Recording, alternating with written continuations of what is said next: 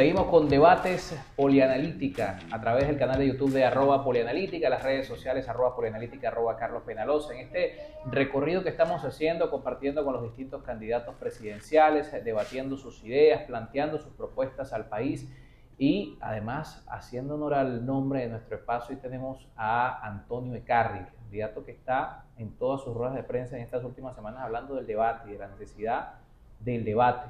Gracias por acompañarnos. Hola, Carlos. Chicos, yo vine aquí entusiasmadísimo porque era debate Polianalítica. Yo pensaba que me iba a encontrar con Nicolás. Bueno, esa es la idea. Pero qué cosa.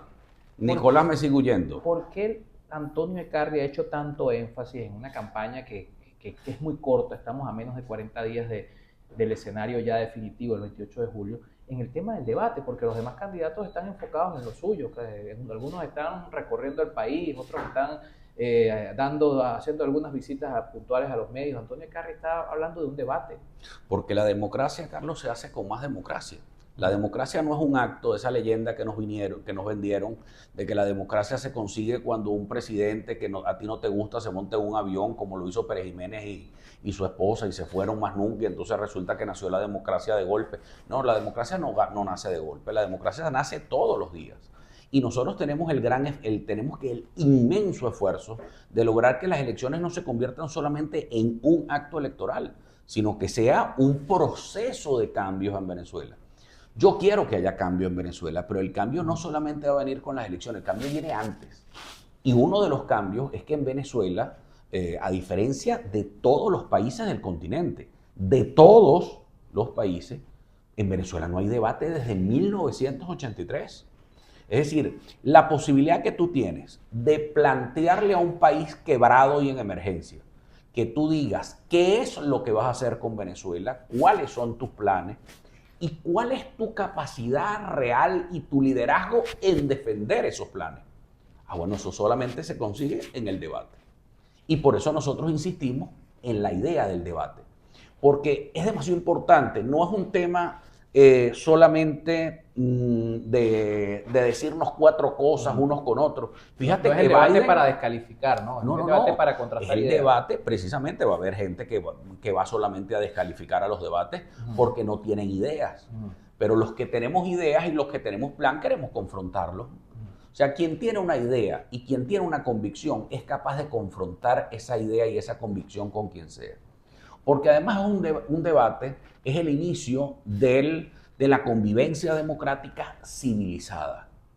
Tú te puedes llamar y yo te puedo decir, mira, reconóceme mis resultados o fírmame mis resultados. Sí, pero más civilizado que una firma o jurar ante los santos, ante la Santa Biblia, que tú vas a jurar, que tú vas a respetar los resultados, es mucho más complicado o es mucho más simple, más bien simple, que ir a un debate. Porque en el debate el país puede sentir, tú puedes hacer sentir tus ideas, tu manera de reflexión, cómo puedes conducir la república. Es que lo que nos ha pasado a los venezolanos no es cualquier cosa. Nosotros hemos vivido un trauma y necesitamos entrar en una época de cambio. Yo creo que el gran candidato de los venezolanos hoy es el cambio político. O sea, Venezuela quiere cambiar. Pero tenemos que ver, mediante un debate, cómo es ese cambio. ¿Cómo ves tú el cambio? Porque tú me puedes decir, yo quiero cambiar. Claro. ¿Y qué manera quieres cambiar? ¿Cómo se hace factible el cambio, ¿no? ¿Cómo se hace viable ese cambio? Y en Venezuela hemos tenido este problema desde hace muchos años. Y pareciera ser que hay como una suerte de círculo vicioso de decir, ahora sí, se acabó el chavismo, vamos a borrar el chavismo, se acabó el chavismo, corran que ahí viene el chavismo. Entonces, ese círculo vicioso que lo hemos tenido toda la vida, eso hay que romperlo. ¿Por qué? Porque yo no quiero que el chavismo quede eliminado o quede borrado. Yo simplemente lo que quiero es que haya una transmisión de mando y que en un momento dado que ellos vayan a volver a ganar las elecciones, pues ganen las elecciones y ya está. Son un factor político como cualquier otro. Es decir, Antonio Eccarri no es de los que cree que el 28 de julio se va a sepultar el socialismo, se va a sepultar el chavismo como otros dirigentes políticos. No, porque ahí se acaba la democracia. Cuando tú quieres sepultar las ideas del otro, eso no es democracia. La democracia es hacer respetar las ideas del otro y que podamos convivir todos. Tú sabes que es Pero, increíble. pero a algunos les resulta compleja esa idea de convivir todos, porque estos 25 años no han sido sencillos para todos. Hay quienes les ha golpeado más duro el tema de la corrupción, el tema de los perseguidos políticos, el tema de la inseguridad, la separación de las familias, y hablar de pasar la página tal vez para todos no sea tan sencillo. Bueno, pero es Y que decir, bueno, borrón y cuenta nueva. fíjate que, mira, la corrupción, el caos en la administración pública, el caos y la intervención en el sistema de justicia, la intervención de poderes públicos, todo eso, el partidismo en PDVSA, la corrupción en Petróleos de Venezuela o la corrupción en Citgo, que es del interinato, ¿qué tiene como factor común, Carlos? La falta de democracia, el no reconocer que existe otro, que no hay contrapeso en los poderes públicos, pero eso es la democracia. Ahora, ¿qué falta en todo eso? Falta democracia. ¿Qué le falta a Venezuela? Democracia. ¿Qué le falta a Venezuela para que haya cambio? Democracia. Porque todo se oculta. La corrupción es una justificación para que tú entonces no me elimines. Aquí hay una leyenda que dice que después del 11 de abril se hacían apartados por si acaso le daban un golpe militar a Chávez. Y después ese dinero, quién sabe dónde fue a parar. Después hubo aquí casos terribles de corrupción, como el caso de Rafael Ramírez y el otro, pero nadie podía investigar lo que pasaba en Petróleos de Venezuela. ¿Por qué? Porque era un acto de conspiración. ¿Por qué? Porque hay un factor que está pendiente de borrar al otro factor. Entonces, todo lo que es la corrupción y la opacidad vienen de la mano del extremismo, de la idea de no tener democracia.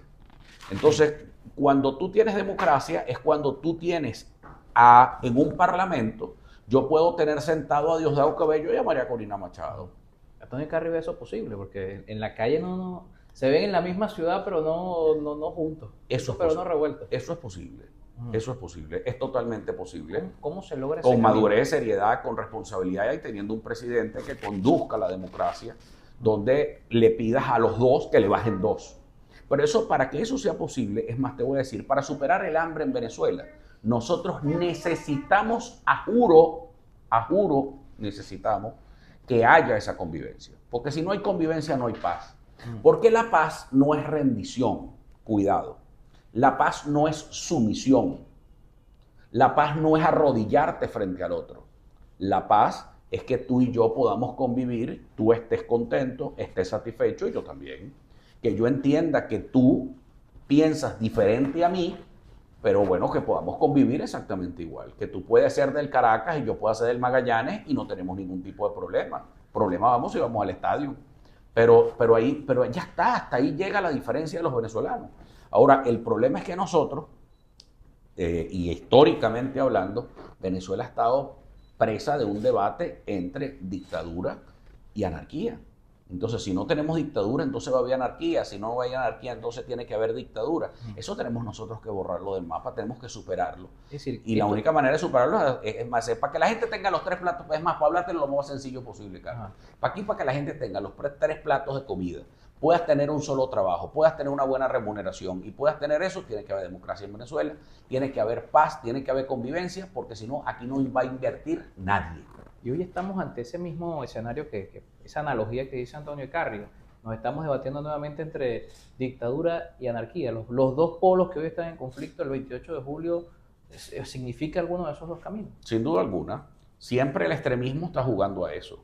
El extremismo juega o que haya una anarquía para ver quién agarra en río revuelto o quién se impone frente al otro donde yo digo yo mando y más nadie manda.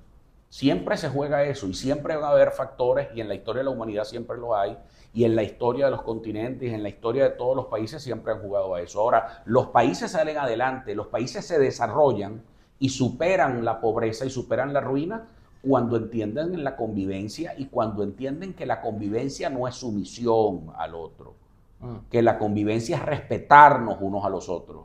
Y esa es práctica de la doctrina cristiana. Es decir, Venezuela ha migrado en toda esta época de trauma a refugiarse mucho en la religión. Y por eso ahora los políticos se la pasan hablando de espiritualidad. Pero nosotros los que hemos sido formados algún momento en la democracia cristiana, en la doctrina social cristiana, te puedo decir que efectivamente lo que Cristo quiso llamar al mundo es que pudieran convivir los unos y los otros sin matarse unos con otros. Ahora, esta campaña que le quedan 40 días, si bien no se ha dado un debate, los últimos días sí se ha dado una especie de pelea de micrófonos. No, lo que es un show. Los candidatos de oposición le dicen cosas a Maduro y Maduro de alguna manera también como candidato del PSUV les responde en su programa.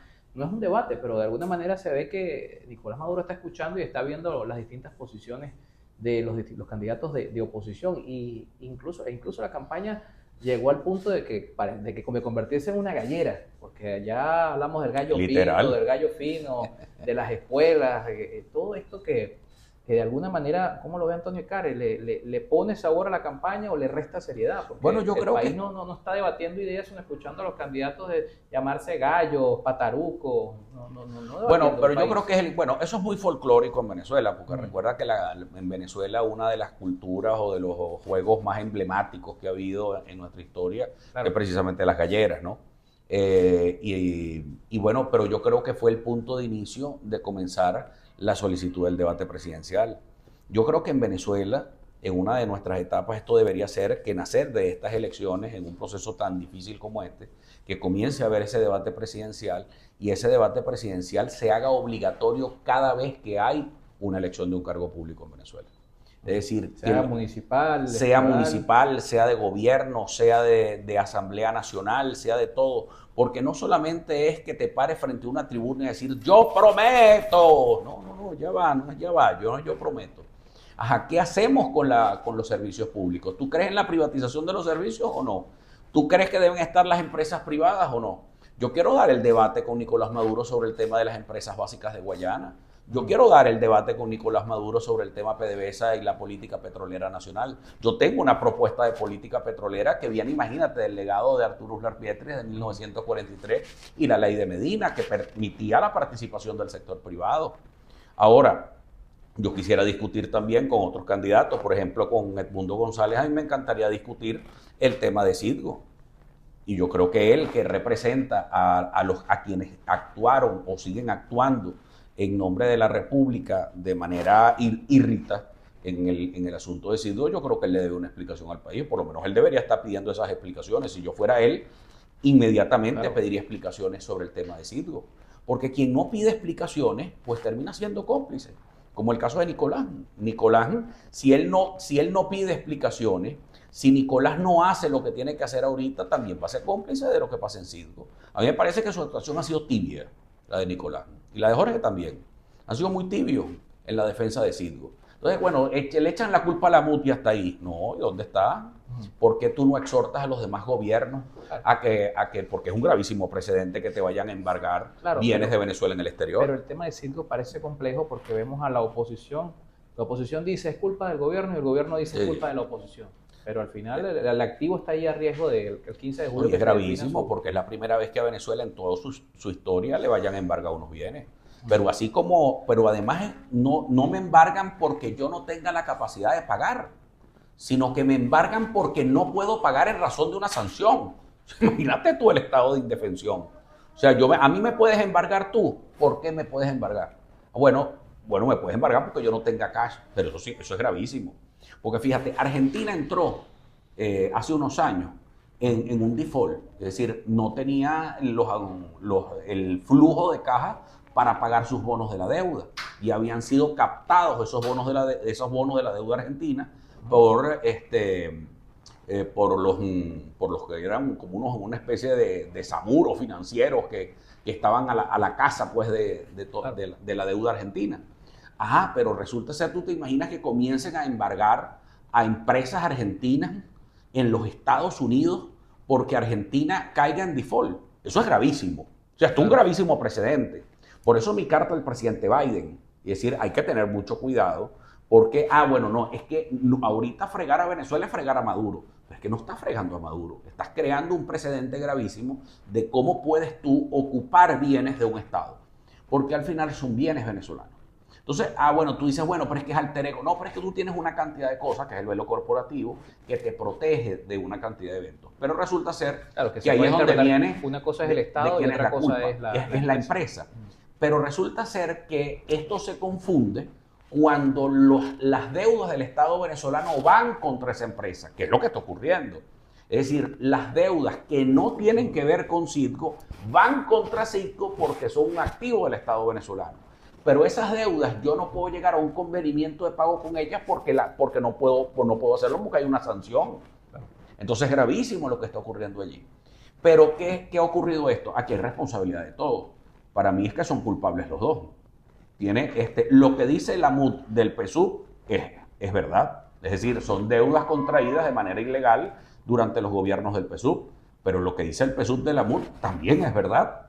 Que por responsabilidad de la defensa, de las defensas legales, incluso el propio procurador especial acusaba a la Asamblea Nacional, el procurador especial Enrique Sánchez Falcón, acusó a la propia Asamblea Nacional de no pagar los honorarios a los abogados ni estar pendiente de los casos de defensa de los activos de Venezuela en el exterior. No es una acusación mía, sino del propio procurador especial, que es una persona muy recta que yo a quien conozco.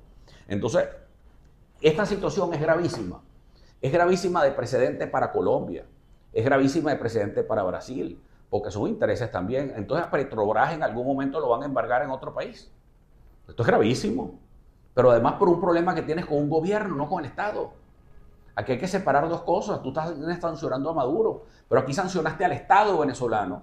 Entonces un Estado que es el primero en reservas petroleras del continente y una de las más importantes del mundo, tú lo vas a embargar. Porque no tienes cómo pagar. Pero sí, claro que tenemos cómo pagar. Podemos tener convenimientos de pago. Más de 150 años de petróleo bajo tierra, ¿no? De diamantes, Carlos. Tienes demasiadas cosas allí. Pero ahora, ¿cómo resuelves tú, por ejemplo, la reestructuración de la deuda y el refinanciamiento de la deuda?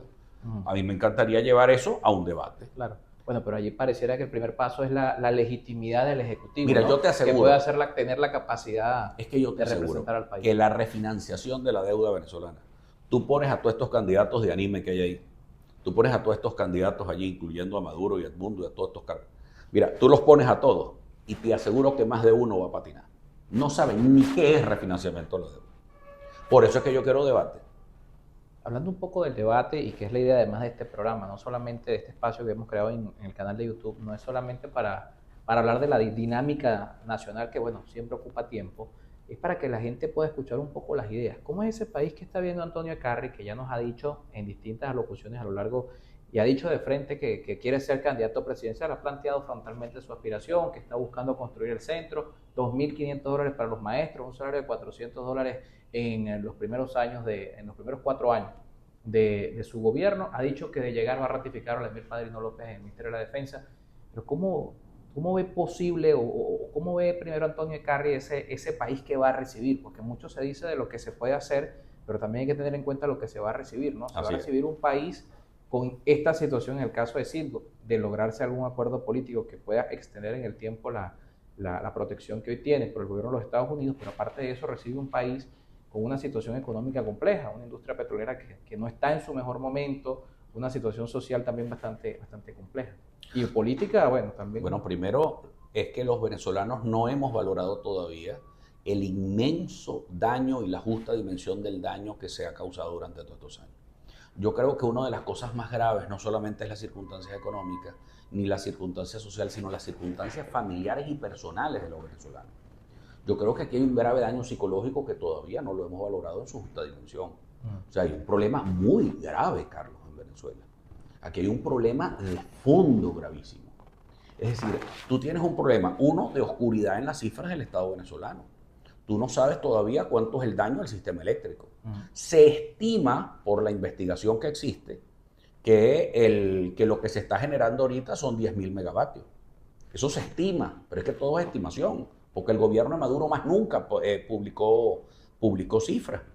Nosotros no tenemos tampoco cuál es el diagnóstico de la transmisión, ni cuál es el diagnóstico de la distribución, ni la comercialización eléctrica. Eso es un problema grave. Tampoco sabemos cuál es el problema de los acueductos en Venezuela por el problema del agua. Entonces, tampoco sabemos cuál es el tamaño de la deuda venezolana.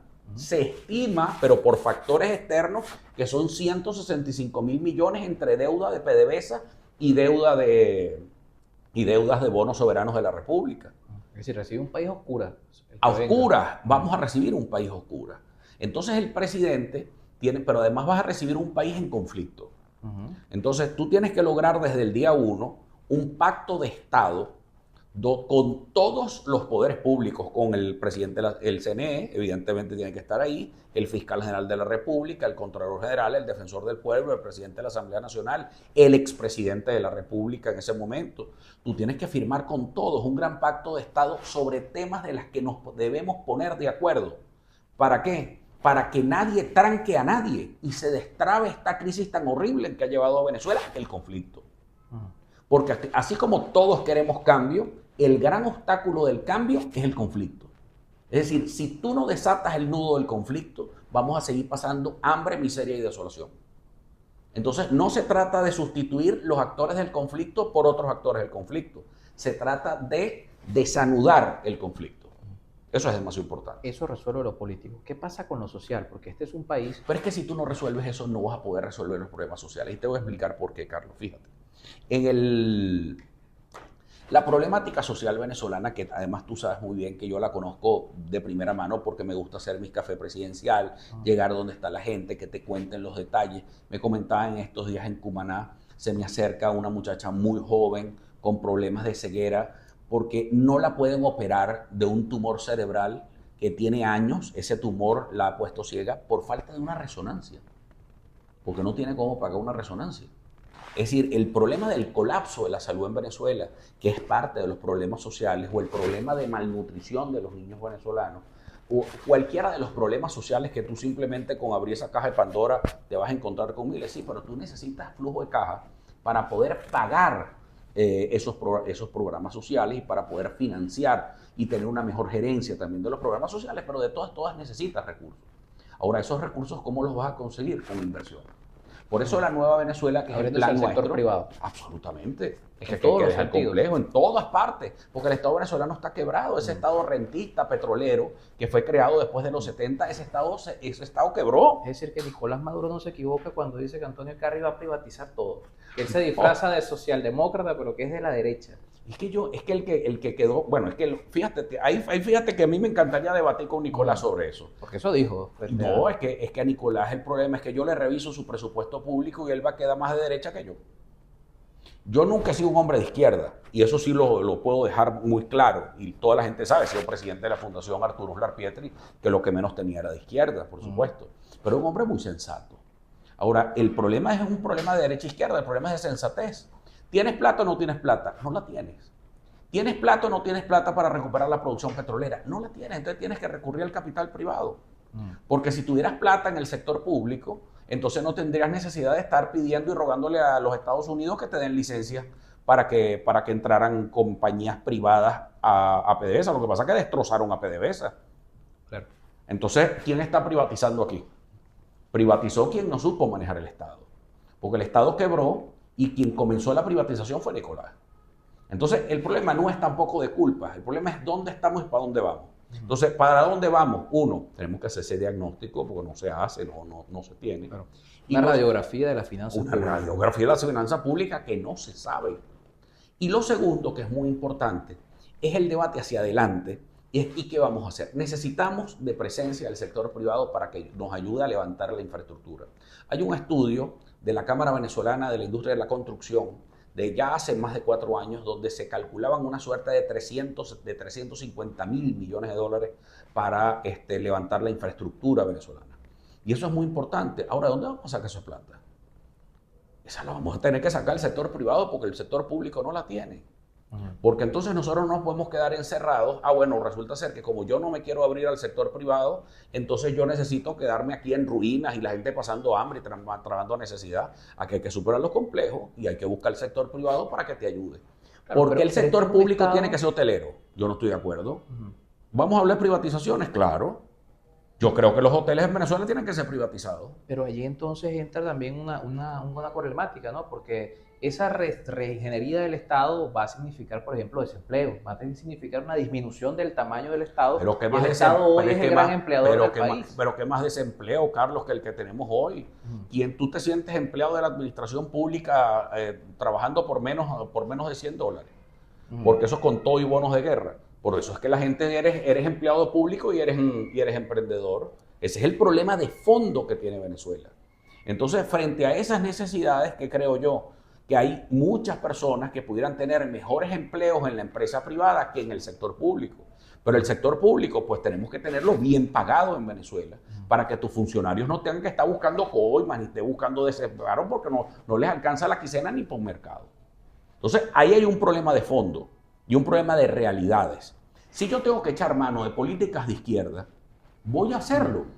Pero si tengo que echar manos de políticas de derecha, también lo voy a hacer. Como por ejemplo una política de izquierda. ¿Cómo ve Antonio Ecarry el tema de los subsidios, el tema de los programas sociales? El caso, por ejemplo, del CLAP, que para algunos parecerá algo innecesario o que no significa una parte importante de la dieta del venezolano, pero algunas encuestas hablan de un venezolano que significa algo importante en su dieta y que ha tenido alguna suerte de beneficio para algunos sectores del país. Bueno, fíjate, frente a un tema de emergencia alimentaria, tú no puedes dejar por fuera el CLAP. Ahora, pero antes de quitar el CLAP, porque tú no puedes quitar el CLAP sin antes no revisarlo, o quieres reformarlo, sí, pero tú no puedes suspender la distribución del CLAP, no lo puedes hacer, pues se te arma un conflicto social. Porque vas a tener a Katia y media pastora alrededor de Miraflores protestando. ¿A quién vas a llamar? ¿A la Guardia Nacional? ¿A quien acusaste de violación de derechos humanos en la Corte Penal Internacional? Es que tienes que tener un cuidado inmenso. Entonces, para eso necesitas conocer los problemas sociales. Y yo creo que en Venezuela no puede tener un presidente que no conozca el barrio venezolano, que no conozca las necesidades rurales de Venezuela. Y por eso es tan necesario el debate. Y yo vuelvo otra vez, ¡guau! Y para el debate. ¿Y por qué? Bueno, porque tenemos la necesidad de conocer de qué van a hacer cada uno de ellos. Hoy te puedo decir que yo no voy a suspender el CLAP. Y yo no puedo suspender el CLAP por una razón, pues estamos en una emergencia alimentaria. Ahora, lo que sí voy a hacer... los bonos, por ejemplo. Ahora, el caso... Menos tampoco. ¿Cómo voy a suspender yo los bonos de guerra? Tampoco los puedo suspender. Pero yo tengo que revisar esa política salarial porque yo quiero aumentar a $100 el salario. Ahora, ¿cómo aumento a $100 el salario? El salario y no los bonos, ¿no? A los volver fondos. a salarizar los ingresos. Claro, pero es que además no solamente es eso, sino que es que el Estado tiene que reconocer la deuda social que tiene con los venezolanos. Así como yo tengo que reconocer la deuda que me están dejando, este mono inmenso que me está dejando el PSUV, de 165 mil millones de dólares, más todas las reclamaciones por las expropiaciones ilegales que hicieron. Ese mono tengo que cargar yo. Ahora, pero la política social y los problemas y la deuda y el daño que por el conflicto que hubo en Venezuela se le produjo a toda la población venezolana, a eso no la vamos a reconocer. Sí reconocemos a los bonistas, pero no vamos a reconocer a los pensionados y jubilados de Venezuela. No, yo tengo que comportarme muy audaz en lo económico, muy audaz en lo económico, pero tengo que comportarme como un buen padre de familia, porque yo no puedo dejar ni que un niño venezolano me pase hambre. Entonces, ¿qué haría yo? Sí, en política social, sí, yo tengo que dejar el CLAP, pero mi primer decreto es creando los comedores escolares para sacar del CLAP de una vez a los niños y que los niños puedan comer, desayunar, almorzar y merendar con comida balanceada en las escuelas. Pero además de eso necesito luego meter a los abuelos ahí. Es decir, yo necesito salir primero de mi población vulnerable. Eso es igual que con la política del salario. Con la política del salario yo tengo que hacer lo mismo, que tenga que ver, una cosa es el salario mínimo y otra es el salario promedio del venezolano. Nosotros no podemos seguir trabajando sobre el salario mínimo, que es el plan de Nicolás. El salario mínimo se volvió el salario promedio, ¿no? Que en otros lugares es la base de cualquier discusión, ¿no? El estándar de cualquier sociedad. Exactamente. En cambio, el salario mínimo en Venezuela es el salario, es el salario bajo del venezolano. El salario mínimo no existe, porque son $4, eso no existe. Entonces resulta que yo tengo primero igual el salario mínimo, llevarlo a una condición mínima al resto de América Latina, pero además mi gran reto es subir el salario promedio del venezolano. Y el salario promedio del venezolano, dependiendo de su grado profesional, de su grado de mano de obra calificada, dependiendo de su oficio, etcétera, eso no lo va a fijar el Estado. Eso lo tiene que fijar el mercado. ¿Y por qué? Bueno, porque eso depende de la economía, si es productiva o no es productiva. Claro. A mí me gustaría debatir eso con Nicolás, a ver qué está pensando él de eso. ¿Que él le va a fijar el salario promedio del venezolano? ¿Vas a seguir con esa historia? Pues vas a seguir arruinando la economía venezolana. Entonces, evidentemente, Nicolás ahí va a pasar roncha y trabajo con el debate conmigo. Pero allí también entonces el Estado tiene que ver cómo se adapta, porque si el Estado va a disminuir su carga y disminuir, por supuesto, su tamaño, va a depender mucho de esa productividad. Es decir, la capacidad de pago del Estado también va a depender de cómo se vaya activando esa economía.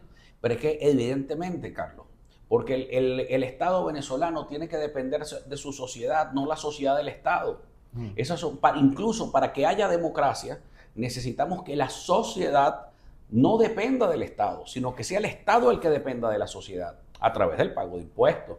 Entonces, si tú tienes una sociedad productiva, una sociedad fuerte, tienes una empresa venezolana vigorosa, si tú tienes una sociedad diversificada, con una economía diversificada, el Estado va a vivir de esa sociedad rica. Yo quiero una sociedad rica que sea producto del país rico que tenemos un país rico con un pueblo pobre. Esa ecuación a mí ya no me gusta, porque esa ecuación además es el ejemplo del mayor fracaso de todos estos últimos 50 años de Venezuela.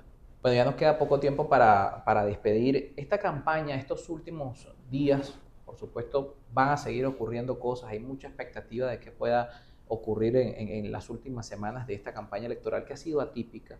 Ha sido una campaña marcada por lo que algunos consideran una polarización, y donde hemos visto, tal vez a diferencia de otras campañas, encuestas todos los días. Casi a diario estamos viendo encuestadoras nuevas y encuestas nuevas. Y muchas encuestas coinciden en que sí, hay una polarización. Varían los números entre Nicolás Maduro, Edmundo González, pero muchas coinciden en que el resto de los candidatos parecen estar estancados. Y entre esos estancados demuestra Antonio Eckarri. Algunos lo ponen con 2, otros lo ponen con 4 puntos, con 5 puntos. Pareciera que esa idea de Antonio Eckarri de que no llegue ni la dictadura ni la anarquía no está calando en la gente, o las encuestas nos dicen ese no es el mensaje que la gente quiere escuchar. La gente parece que todavía se debate según las encuestas en eso. Mira, Carlos, esto no es una línea recta, esto es una línea con muchas curvas. Y precisamente las personas que tenían el mayor número de puntos hace un año, hoy ni siquiera son candidatos. Es decir, que esto lo que es que mantenerse vivo, libre y habilitado para poder ser electo presidente de Venezuela. Yo no quiero ganar encuestas, yo quiero ganar elecciones. Y yo quiero ir más bien por el voto ético de los venezolanos. Que los votos vayan con un voto de conciencia para que la gente pueda aprender a elegir y que podamos escoger a los mejores para que puedan ser, para que el país salga de la opacidad y del desastre. Yo te vuelvo y te repito, todas esas encuestas a mí ya me dan risa, porque ¿qué voy a decir yo? Que voy a sacar una encuesta también de mi comando diciendo que estoy ganando. O sea, la verdad es que hay una realidad de un voto en silencio. Va a haber mucho voto en silencio. Aquí hay muchas cosas que van a seguir pasando. Mira, cuando yo me lancé habían unos candidatos. Cuando yo me inscribí habían otros candidatos. Cuando comenzó la campaña habían otros candidatos. Yo no sé si cuando comience la campaña formalmente van a haber otros candidatos. No lo sé. Y en los últimos días de campaña yo creo que las elecciones realmente se van a decidir en los 3 últimos días de campaña. Van a ser los días claves, pero allí va a también tener mucha importancia entonces el resguardo del voto y toda esa estructura para la defensa del voto. Eso va a ser fundamental. Los independientes, ¿cómo están allí? Porque una deficiencia que históricamente ha tenido la oposición tradicional, lo vimos en las elecciones de 2012, en las elecciones de 2013 y en otros escenarios donde la oposición ha dicho fraude o hubo irregularidades, que resulta que no tenían el 100% de los testigos, no tenían el 100% de la cobertura de las mesas. Si para las grandes organizaciones políticas es complejo, ¿cómo los independientes se preparan en este sentido? Bueno, déjame decirte una cosa. En el caso nuestro, nosotros tenemos una estructura muy formidable de lápiz que la hemos venido construyendo. Además, hay estados donde Avanzada Progresista y Cambiemos tienen una importancia clave. Pero nosotros ya en las elecciones del 2021, en los sitios más apartados del Libertador, ya teníamos testigos. Es decir, a nosotros siempre nos han subestimado. Dicen, no, es que ellos son los independientes, eso no tienen ¿qué? No, nosotros somos muy organizados. Y la estructura de lápiz está en los sectores más pobres y en los sectores de mayor exclusión, que generalmente es donde el gobierno mete la mano para hacer sus cosas. Ojo, y antes lo hacían los adecos y los copellanos también. Esto no es cosa nueva en Venezuela. Ahora, lo importante es que nosotros nos estamos preparando con un operativo máximo en todo el país. Estamos construyendo una base de datos extraordinaria y hoy estoy muy optimista con que podamos cubrir más del 98% de las mesas electorales de Venezuela. Y lo estamos haciendo nosotros con nuestros ciudadanos, con nuestros movimientos vecinales, con mucha gente, con movimientos culturales, con mucha gente que trabaja con lápiz, porque recuerda que lápiz es un movimiento de acción permanente, no es un movimiento que sale nada más en época de elecciones. Lo que le ha pasado a la plataforma unitaria y a la MUD en todos estos años es que solamente salen cuando hay elecciones.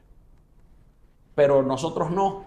Nosotros estamos permanentemente ahí, estamos graduando, tú has sido testigo de eso, estamos graduando emprendedor. Bueno, imagínate tú, en las Mercedes del Llano, en Guárico, por decirte un ejemplo, hemos batido récord de graduación de emprendedores.